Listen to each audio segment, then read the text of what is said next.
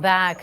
As the war in Ukraine continues, there's a growing fear that other global powers like China could get involved. Military researchers talked with our Washington, D.C. bureau reporter Rachel Knapp about what this could mean and possibly a new Cold War.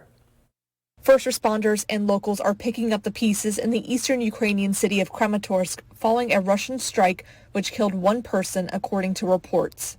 As the fighting continues and intensifies in the eastern part, Russia is trying to court other countries like China for help.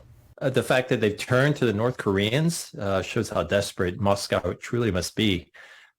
China is no doubt the most attractive potential partner for Russia. Dr. Timothy Heath's research with the RAND Corporation focuses on China and their military.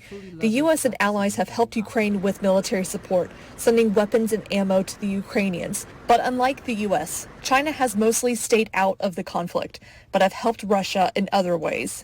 Political support. China's government has echoed Moscow's talking points and narrative about the conflict.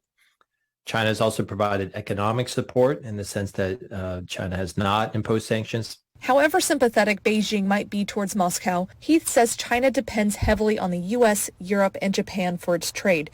So while the possibility of an increase in China's involvement in the conflict is unlikely, Heath says if the Chinese provided weapons to Russia, I think that would result in a dramatic worsening of relations with the U.S. and Europe. Maybe the U.S. and its allies would find themselves potentially in essentially a new Cold War with China and Russia aligned on one side and the U.S. and its allies and partners on the other. And that would move the world into a much scarier direction. At the Capitol, Rachel Knapp reporting.